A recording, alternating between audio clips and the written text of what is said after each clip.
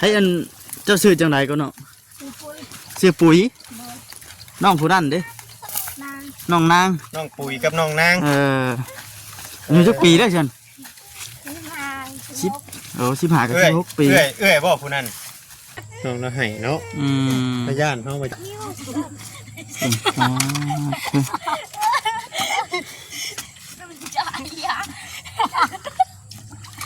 น้ำไม่นี่บ่หลักๆเลยคือแกงน้ำไม้เนาะแกงน้ำไม้แล้วจังสิกลุ่มกันขีดตะพกตะไคร้เพิ่นก็อยู่เฮือนทั้งเฮือนได้พี่น้อยเนาะเวลาฝนตกมันบ่เปียกเบิดบ่นี่เปียกมืดลูกอ่ะเปียกเบิดมันบ่ฝนบ่สาดเข้ามาบ่ระวังแต่ว่าเวลาจูพื้นจูไผ่เนี่ยมันลังหยาจำเนาะเปียกมืดลูก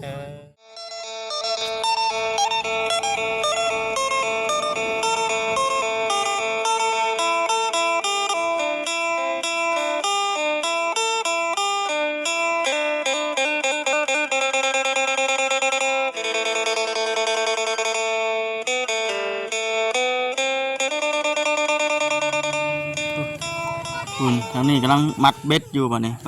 เอาสบายดีเด้อยามนี่ก็ยังใส่เบ็ดอยู่เนาะยามนี่เนาะเบ็ดกบเบิ้งครับพี่น้องเลยอยู่บ้านเพิ่นเฮ็ดเบ็ดไปใดเบิ้งก่อนจับเบิ้งก่อนเด้อแบบบ่ได้หูมันก็แบบบ่ได้ใส่ยางใส่ยางคือเฮาพี่น้องเฮ็ดแบบง่ายๆแล้วเนาะ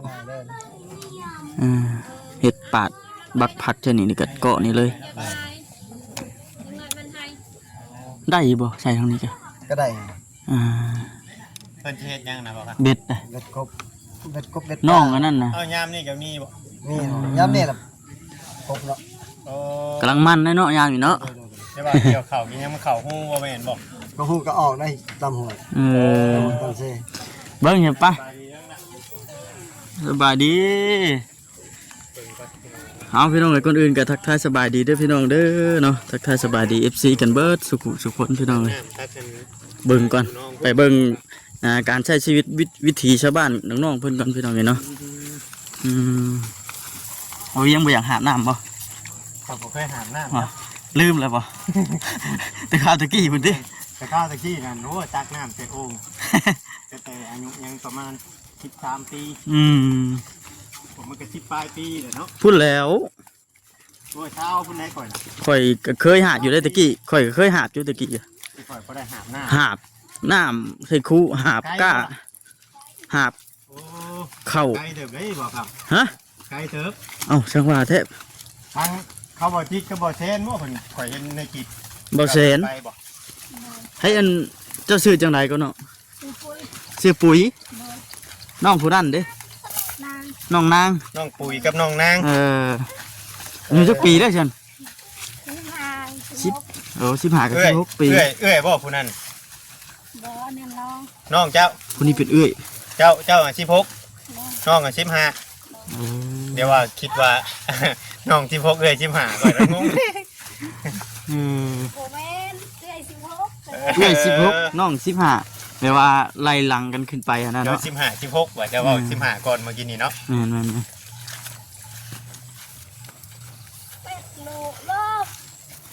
ฝนตกยากเนาะติดเนาะมันจมเป็นดินเหนียวเลยลูกบ่คือหลานใช่ไหมหลานมีผัวยังบ่ทันได้มีผัวบ่เรายังโสดฉันบ่ฉันเนาะถามเบิ้งนะพี่น้องเนาะอยากมักต่อยติดแล้วพี่น้องเอ้ยมีแต่อยากมักต่อยอันนี้น้องปุ๋ยบ่เอามาใส่นี่เฮ้ยเช่จังได้จ้ะน้องปุ๋ยบ่เคยพากันไปหาสอนหาอย่างอยู่บ่ส่วนมากในชิได้ยังไงแม่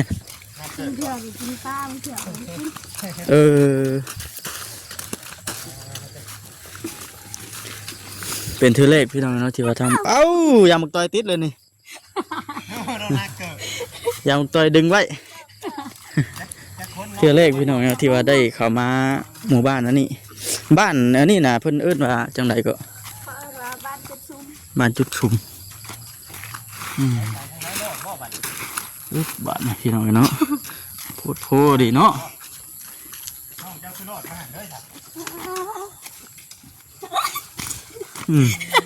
โอ้โอ้บาดนี่เฮ้ย ก็ อืม ถ้าไปจะป้าอะไร เอ ป้า อ ไปรวยบาเบียยืนรวยไม่ได้ฮะรวยก็ได้ลำไม่ได้ อึบรอดเลยบ่เบิ่งเห็นพี่น้องเลยนี่ก็คือติดตามไปเบิ่งนำกันนะพี่น้องเนาะยามเฮ็ดหอนออกช่องขิดลายเท่าบ่น้องๆทางนี้ลายบ่ว่าเฮ็ดออกเฮ็ดปวกเฮ็ดหยังมีบ่ทางนี้ยามเฮ็ดหยังออกนี่เนาะคักเด้นี่เพิ่นก็แบบบ่ได้ไปไกลไปเลยนะพี่น้องเนาะ รวยไปจะป้าอะไรป้า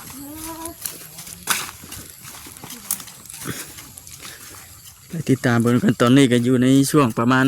4 โมงไปปลายได้ละพี่น้องเนาะเพื่อขากลับเมื่อฮอดเทือนกับชีวิตจิตเด็กเติบฮอดแหละจากที่ว่าทางมูจิตเพิ่นเดินทางมาเมื่อนั้นก็เพื่อฮอดบ้านก็ได้หยุดตีหนึงเด้ซั่นมื้อนี้แห้งคักพี่น้องทางมาน่ะมันเปื้อนเถอะหนองร่วมบ่นี่หนองร่วมพี่น้องเนาะน้ำใส่น้ำอ่านในเมียนมาเอาอยู่นี้แล้วน้ำกินเลยตักน้ำกินนี่ตักเอาจากน้ำสางปุยเด้อ ห่างกัน15 กับ 16เนาะนักเกิบบ่ล่ะเรานักเกิบได้ขี่ตมฮะขี่ตมติดมาน้ำกินได้สลับไปเอาอยู่ใช่ เมื่อนั้นก็เห็นทั้งน้องเพิ่นว่าเก่งอยู่เหมือนน่ะพูดน่ะ ใช่ น้องนางน่ะ ตรงนางนะ แต่เพิ่นบ่เคยเว้าปานใดบ่น้องปุย ขนาดตีพ่อคนแบบแปลกๆคือจุ่มเฮา ว้ายแปลกบ่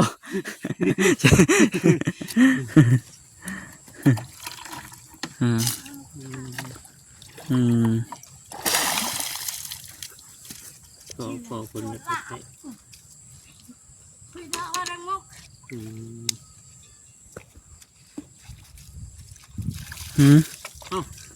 ใช่ใช่เนาะบ่ โอ้น้องนาง บ่ได้มีหยัง คื บ่ ออ่าน นำ ในนั้นน่ะ บ่ได้มีหยังบ่นำทงส่งเจ้าน่ะโอ้ยันว่ามีเงินมีหยังมันเปียกเลย โอ้ น้องแล้วแก่เดี๋ยวผ่าได้บ่ครับ ระวังติดเด้อ 7 นาทีเนาะครับอันนั้นได้ก่อน ของจนเต็ม ฮะ เต็มเลย แต่ก้าวก็ไปสิเลย น้องๆแล้วเข้ามา เอาฮะเลิกบ่ ปกติพากันมาอาบอยู่พี่แต่ละมื้อแต่ก็ตักขึ้นมาอาบเนาะโอ้ไก่เติบได้ย่างมาอาบน้ำกันเนาะ ไกลเถอะ แต่ว่าต้องมาก่อนค่ำถ้าค่ำนะแม่นบ่ได้มาบ่มีถังบ่อยู่เฮือนแต่บ่ได้ตักมาไว้โอ้ ใจเงียบ น้องเราให้เนาะพยานเฮาบ่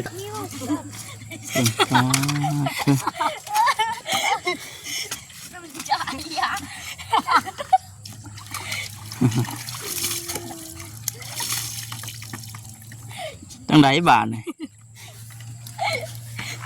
บ่ได้มีหลาย คิดว่าชาวบ้านใช่ยังเพิ่นคิดว่าเพิ่นมาอาบดูน้ำนี่เนาะบ่แม่นเนาะ มีแต่ครอบครัวจุมดาวนี่คำว่ามีตุ่มมีหยังว่าตักเอามือเนาะมาอาบอยู่เฮือนพุ่น มีแองมีหยังล่างออกในยามมักตอยนะมีแต่ยามมักตอย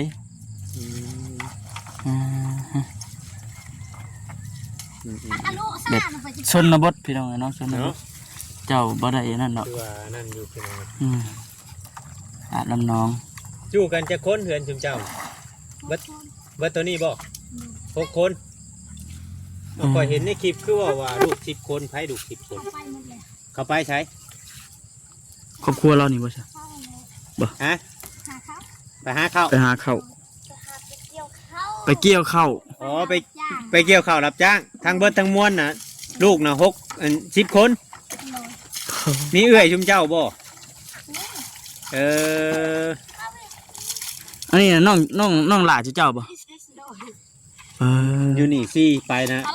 ไปข้างนอกนะ6 คน 6 คน แสดงว่าเราไล่ลูกที่อันนี้เบิ่งแม่คือว่าบ่ได้เท่ากันนะ เนาะ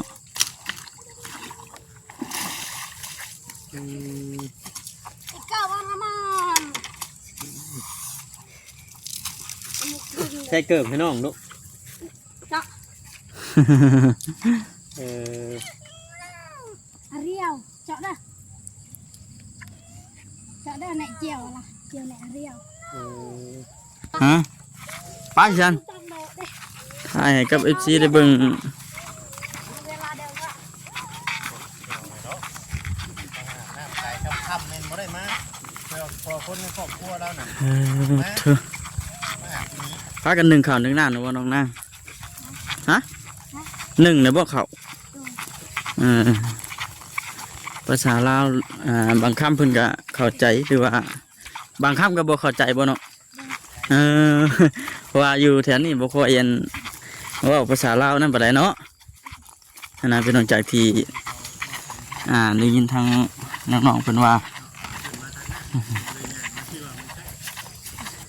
คิดว่ามันใกล้ใช่หรอ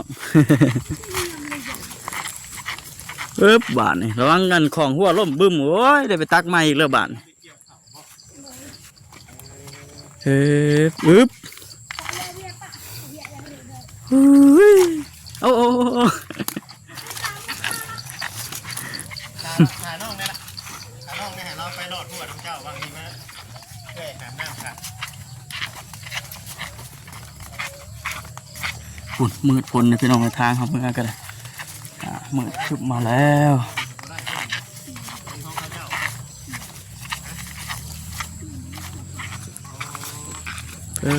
เธอข้างนั้นก็คือจะเป็นไปหมู่บ้านพี่น้องเนาะทางเป็นทางเข้าไปพุ่นมันก็เป็นอีกหมู่บ้านหนึ่งบ่เนาะฮะแม่นบ่เรือบ้านเดียวกันบ่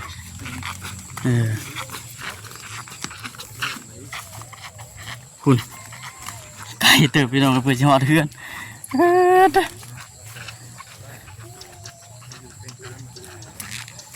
ตกหลายเถื่อแล้วที่จนที่เป็นทางเป็นกันเลย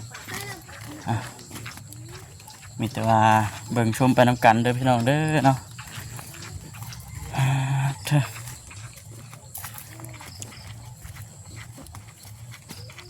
ติด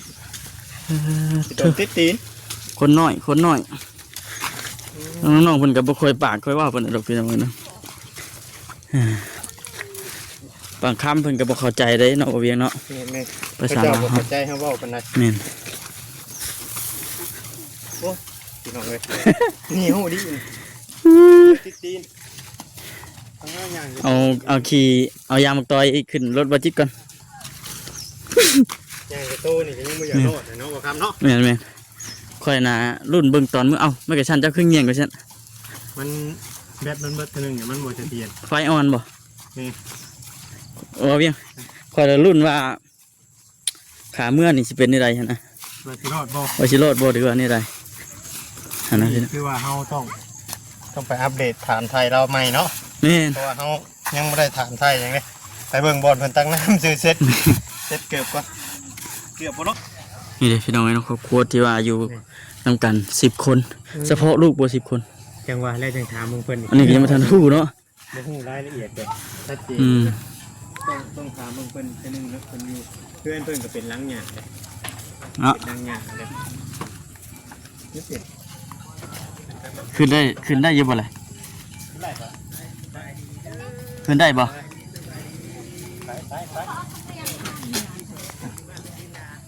ใครเลย ขึ้นก่อนเด้อ ให้เพิ่นมานั่งนี่ก็ได้นี่บ่เวียงนี่มานั่งนี่ก็ได้น้องเอ้ย เจ้าขึ้นก่อน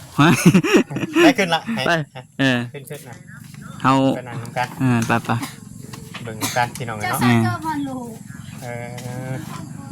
ไปพี่น้องเอ้ยไปเบิ่งไปชมนำกันเห็นว่ากันได้เพิ่น อันนี้เฉพาะแบบมายังบ่ บ่ ทัน เซ็ พ น บ ขึ้ กัน น ที่นี่บ่จะเตื้องบ่กินนี่ เนาะ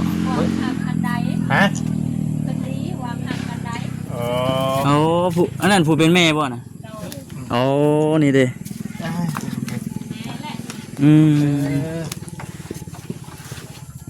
เอาสบายดีเด้อ โดย เธอ นางเรียนกันชะลออยู่ลูกบ่ผู้นี้กะ โดย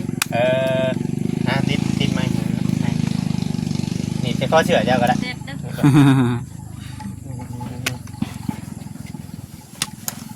ใช่มันบ่ได้เห็นเบิดทุกคนนั่นนี่เนาะ ถ้าเราเปลี่ยนเครื่องก่อนพุ่นน่ะจุ๊บเจ้าย่ำมานั่งที่ก็ได้ไหมนี่นั่งใกล้ๆบางคำนี่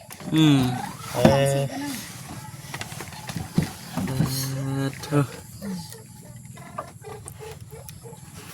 อยู่ตรงกัน ใช่ชาผู้เป็นพ่อไปทางไหน ไปปั่นเขา ไปปั้นเขา โดย โอ้ทั้งเบิดทั้งมวลนี่อยู่กันจะคนไหม พก 6 คน โดย อันลูกมันว่า10 คนได้จะไปอยู่ใช่ ไปพูดอยู่บาดตะไวฮะ เพิ่นมีครอบครัวของเพิ่นบ่ โดย อ๋อแต่ว่าที่เรือน่ะมีครอบครัวแล้ว โดย แต่ว่าอยู่นำกันตอนนี้น่ะ6 คน โดย ขอโทษเด้ออันแม่ชื่อหยังก็แม่น อนอม ฮะ อนอม ชื่ออาน้อง โดย แม่อาน้องอายุจักปี มาจ้ะ บ่จัก ลูกกกลูกผู้ใหญ่เนี่ยคือว่าเดียนกันไปนี่ออกไปเป็นครอบเป็นครัวเบิดแล้ว โดย อ๋อโดยอันนี้ยังเดือแต่ซ้ำที่เห็นนี้เนาะ โดย อืมเนี่ยผู้นี้เนี่ยเป็นเอื้อยของผู้สีนางฮันเห็นปะ ผู้หญิงมีจักคนก็ลูกจ้ะ มียิงขี้ ผู้หญิง4 คน ผู้หญิง4 แม่น ค เบิ น ดบ่น บ่ อันนี้ ประ ผู้นี้ มาณล้าน หลานเรา โดย ผู้น้อยน่ะหลานเรา ผู้เอ่ยตัวนี้หันเอาผัวแล้ว เอาผัวแล้ว โดย จักปีเอาผัวน่ะ บ่ฮอดปีฉันนะ บ่ฮอดปีครับ โดย บ่ได้อายุเราน่ะจักปี ยังบ่จักอันอยู่ เราบ่จัก บ่จักอายุเลย ลูกแต่ละคนนี่อันเข้าเฮียนอยู่บ่ บ่ บ่ได้เข้าจักคนเลย โดย เออ ได้เข้าโรงเรียน จักปีได้แม่ลูกกี่ขอถามเพื่อนหลังนี่เฮ็ดขึ้นมาจักปีแล้ว 3 ปีลูก 3 ปีแต่ก่อนเจ้าอยู่ไส 3 ปีค่อยย้ายแต่แม่ค่อยหันค่อยไปย้ายไปขอปลูกเพื่อนนำน้องนี่ อ๋อเจ้าย้ายมาขออยู่ดินเพิ่น โดย ดินเพิ่นบ่อันนี้น่ะ โดย บ่แม่นดินชุมเจ้าบ่ บ่ ไม่อันนี้ห้องไผใส่ในกระลัง ไม่อันนี้ก็ไม่ลูกก็เอาผัวหั่นแหละ อ๋อบ่แม่นไม้เจ้าสิเฮ็ดเทือนใหม่นี่ โดยบ่แม่น อ๋อ อันนี้ของลูกเคย ของลูกเคย โดย ไม่ เพิ่นหาไว้เพิ่นสิออกเฮือนน่ะเพิ่นหาไว้ เอามาป้าไว้นี่ก่อนเอามาไว้นี่ก่อนเนาะบ่ได้ก็ได้ เพิ่นเอามาฝากไว้บ่ โดย อ๋อโดย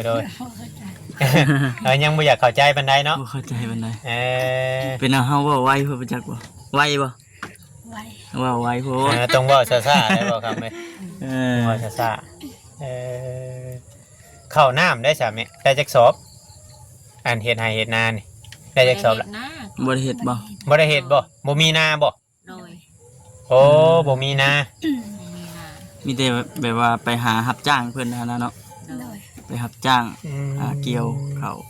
อันนี้ลูกชายผู้นี้เนาะ โดย จักปีแล้วลูกชายนี่ 8 ปี 8 ปี โดย ผู้ลูกสาวผู้นี้เนาะลูกหลาบ่ ผู้หลานี่7 ปี 7 ปี ผู้นี้นี่สิ เจ้าได้ลูก ผู้ กัน นี้ ท้ายปีหัวปีบ่ โดย โอ้จะพอจังว่าฮอด10 คน แต่ว่าอายุนี่บ่จื้อ บ่จือ อายุผัวได้จื้อบ่ บ่จือละอายุผัวบ่จือ อืม ไปนำเขา อืม บ่ได้มื้อ อืม ไปปั่นเขา ไปปั่น ๆ เขา โอ้ไปนอนอยู่พุ่น โดย โอ้ไปนอนอยู่พุ่นเลย คือแต่ละปีนี่แบบว่าเฮาไปหาปั่นเขา โดย 6 คนอยู่นำกันเอาเพียงเนาะคือว่าเบิ่งสภาพเบิ่งเฮือนนี่บางเทื่อบางทีก็อาจจะสร้างขึ้นก่อน3 ปีเพราะว่าบางเทื่อเราบ่เข้าใจเฮาเนาะ แม่น เอาเบิ่งเฮือนนี่ช่วงสิกลัวถ้า3 ปี อืม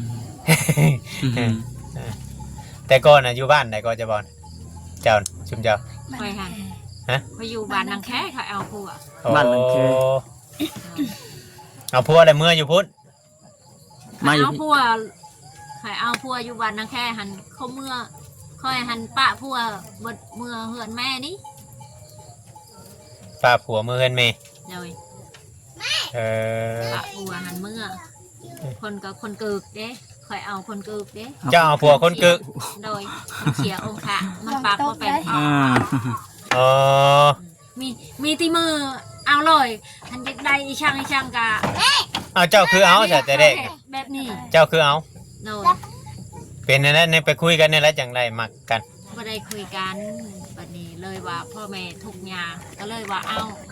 อ๋อเดี๋ยวนี้ก็ยังกึกอยู่บ่ บ่ เอาผู้ใหม่ โดย อ๋อ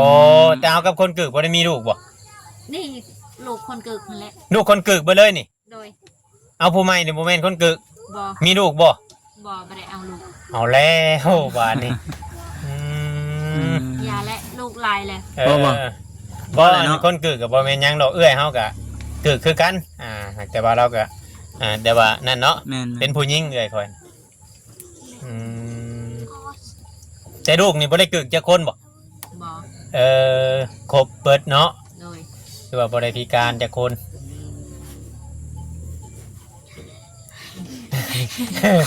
เป็นอะไรบ้างฮะ อาย บบ อ อก ก นางอายบ่ ที่อายเฮ็ดหยังนะ คือว่าทั้งเงินเขาไอพ่นเขาคือมาถ่ายนี่เรื่อยๆอยู่เนาะ เพิ่นเข้ามาเรื่อยอยู่บ่ โดย อ๋อเพิ่นได้ครับการช่วยเหลืออย่างนี้แล้วกับชุมเจ้า มีข่าวดีอยู่บ่ โดย มีข่าวดียังไง เสื้อผ้ากับ เขาเครื่องครอบ โอ้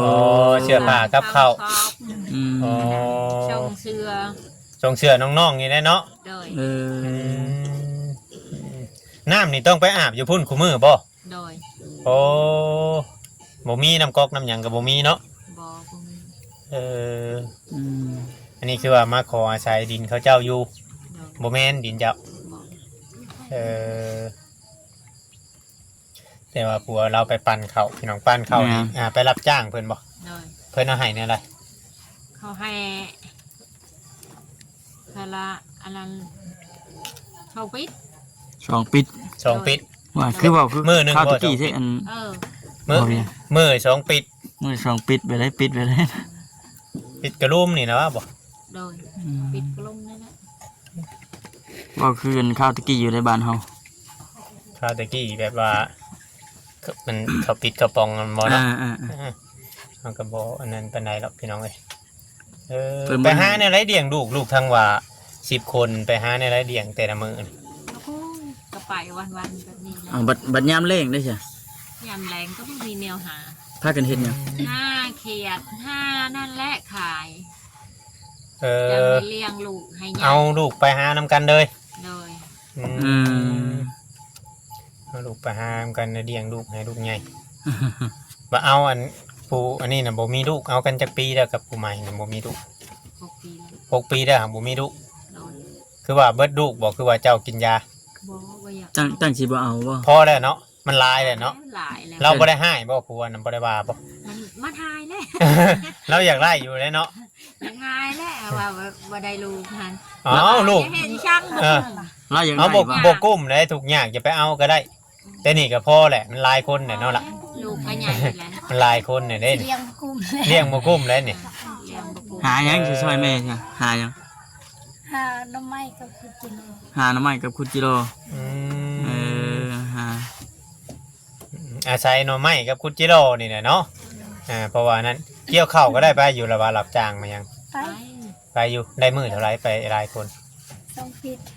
สองปิด เกี่ยวเอาเข่าบ่ โดย โอ้ หลักๆเลยนี่คือเขาเนาะ ปิดนะคือว่ากระป๋องอันนั้นหันเด้บ่แม่นบ่ ปิดแบบนี้นะ แบบไร ปิดแบบผุหัน นี่บ่ใหญ่ซ้ำนี่บ่ โดย เบิดกูคนนี่เพิ่นให้ช่องปิด โดย เออ อืม มก็ปิดที่ว่าขนมหั่นน่ะวะปิดขนมหั่นน่ะวะ โดย เอ ปิดขน อ มหันแหละ เออ เข้าไป อืม คิดว่าเฮาเกี่ยวเอาเงินเอาหยังสินะบ่แม่นเนาะ ไปเกี่ยวละเขาว่า เราไปเอามันไม่ได้ไปเอาหันปากกาไปเขาว่าไปอยากได้ขน อืม อ๋อ เขาว่าไปชวนไปนะห้อยไปเกี่ยวเขาคอยหันมือคอยก็คอช่องมือหรือสามมือไปได้ อ๋อถ้าว่าเฮาสิไปหาลอกเกี่ยวรถนี่บ่ได้ บ่ได้ แต่ถ้าเพิ่นมาบอกคิดบ่ อ๋อจะบอกไงว่าเพิ่นมาชวน อืม ช่องมือสามมือแบบนี้นะ มาชวน อืม มาชวนว่าไปห้อยไปเกี่ยวเขาคอย อืม ช่องชามมือจะได้ อืม คอยอยากแล้ว อืม ไปได้ บ่ได้ชวนหันมาได้ไป โอ้ เพราะว่าข่อยบ่มีข้าวเฮ้ยเอ้ย ข่อยก็หลบเมื่ออีกก็อายคนคือว่าทุกอยากนั่งคิดเห็นว่าทุกอยากว่าคือว่าอายไปมั่ว ไปมั่ว เลย ไป มั่วว่าบ่ได้ติดต่อว่าอยากได้คนบดไปเกี่ยวซอย โอ้คำไปมั่วนี่เพิ่นบ่ให้บ่เฮาไปเกี่ยวซอยชื่อนี่บ่ให้ โดย แต่ว่าเฮาสิไปซอยชื่อนี่เขาเจ้าบ่ให้เพราะว่าเขาบ่ได้บอกเด้เนาะ โดย เขาเจ้าบ่ได้สั่งแหละบ่สามารถให้กันบ่ง่ายๆซะนอกจากเขามานำอยู่เพื่อนเขาไปเกี่ยวซอยใครแน่2มื้อ3มื้อค่อยสิให้เท่านั้นเท่านี้นี่จังได๋ โดย แล้วยังกินแดงมื้อนี่ แกงหน่อไม้ แกงหน่อไม้ใหม่ๆนี่บ่เออ หลักๆเลยคือแกงใหม่เนาะ แกงหน่อไม้แล้วจังสิกลุ่มกัน ขีดตะพงตะไคร้เพิ่นก็อยู่เพื่อนทั้งเพื่อนได้เลยพี่น้องเนาะเวลาฝนตกมันบ่เปียกเบิดบ่นี่ ไปอยากมืดลูกอ่ะ เปียกเบิด โดย มันบ่ผลบ่สาดเข้ามาบ่ ซาด ระวังแต่ว่าเวลาจูพื้นจูไผ่เนี่ยมันลังหยาจำเนาะ เปียกมืดลูกมีบนอยู่มีบนนั่งเลยเวลาตกแห้ง ถือว่านั่นแห้งพี่น้องไอ้เนาะ ครอบครัวของเพิ่นน้องๆนี่ไปนอนอยู่ห้องนั่นบ่เจ้านอนห้องนี้บ่ โม นี่แหละลูก อ๋อน้องๆนอนห้องนี้พ่อแม่นอนห้องนี้นอนห้องนี้จะคน2 คน 3 คน 3 คน โดย เจ้าคนน้อยนี่บ่อ๋อ อันนั้นก็ล้าน ร้านนี้แม่เพิ่นไปเกี่ยวเขา โดย ยังบ่ได้ออกเรือนบ่ผู้นี่ยังอยู่นํกันนี่บ่ โดย อ๋อแม่กับลูกชาย ฮะ มันสิออกอยู่อันนี้ก็ยัง หาเงินเฮ็ดเฮือน ลูกไผ่หันถือผา ลูก ถือ ไผ่ ไผ่ถือพาแม่ของผู้นี้บ่คือลูกยังไงน้อยหนึงคือสิถือพา เอ้า เพิ่นเอาลูกอีก ตั้งใจอยากเอาลูกก็ลูกน้อยก็เอา เพิ่นตั้งใจอยากเอาเนาะ โดย เออ เออ มันไม่ได้ตั้งใจอยากเอาลูกก็ไม่ได้ อันนี้บ่ไม่เฮือนของเรานี่บ่ไม่เฮือนของแม่ผู้นี้บ่ โมเมน คนละคนบ่ บ่แมน เออ อันนั้นลูกคอยหันผู้หนึงก็เอาผู้ ไม่ของลูกชายก็ลูกเคยแล้วอันนี้ โอ้ ตัว เนาะ นี้น่ะไม่ของลูกสาว โดย แต่ว่าผู้นี้แม่ของผู้นี้ลูกไผ่เนาะ โดย เออ ยังมาทันมีได้มี ลูกเจ้าแต่ละคนน่ะมีผู้เป็นเฮือนเป็นชานน่ะบ่ ยัง มีผู้ได้เฮือนได้ชาติ มี นะ ช่องคนทะเลเป็นเหือดเป็นชาน อ๋อมีเฮือนเป็นของตัวเองหั่นนะได้2 คน โดย อยู่บ้านอื่น เออ เออ ที่ลืมบ่ บ่เป็นหยังดื่มเลย เออ เฮาก็ต้องพัฒนาไปนำแน่เนาะ แม่น ต้องพัฒนาบ่เป็นหยังดอกคนเฮาก็มีบัตรดื่มบัตรบ่เนาะ แม่ นี่เจ้าลูก ว่าอันคนตัวนั้นหันมันเชียร์องค์ขาแหละ เอ เพ อ ราะว่าเอาบ่ได้คือคนตาย เออ อันนั้นหัวก็หนวกเหมือน หูกระหนวก ว่าชีเอิญหันชีเอิญแบบนี้แบบนั้นหันไม่ได้ยินเลย อืม เลยคือให้เอาซะพ่อแม่กะ โอ้ยพ่อแม่ก็ทุกอย่างแต่ละมือแต่ละวันหันไปขุดมันกิน พูดมันกิน โดย โอ้ พ่อแม่ คนกึกนะผู้เพิ่นมีอยู่บ่ คนมีอยู่เหือนหลังพ่อแม่มันก็ เอ ได้ อ พออยู่พอกินอยู่ข้าวหน้า บัตรเอากันแล้วแหละมันบ่เป็นคือคิด โดย เออโดนแล้วกับมื้อนี้ก็เข้ามาเยี่ยมมายามมาซื้อยังบ่ได้มีหยังมาฝากมาต้อนเนาะเดี๋ยวมื้อหน้ามื้อไหนพุ่นได้พี่น้องเอ้ยถ้ามาแล้วก็มื้อหน้ามื้อไหนอาจจะมีของต้อนของนะติดไม้ติดมือเด็กๆน้อยๆเป็นกำลังใจให้สู้ๆเด้อเบิ่งแม่เบิ่งหยังจับดีเด้อล่ะเด้อเป็นคนหูผู้ดีสบายดีป้าลุงอยู่ ไปดิ โอ้ยนั่งเรียนกับงามๆอยู่ พี่น้องเนาะฮะสิจบคลิปก่อนพี่น้องเลยบัดทีนี้แต่ว่ามื้อหน้ามื้อไหนเพิ่นแหละคันว่าเข้ามาก็สิอัปเดตให้กับ FC ได้เบิ่งนํกันว่าซั่นเนาะสบายดีพี่น้อง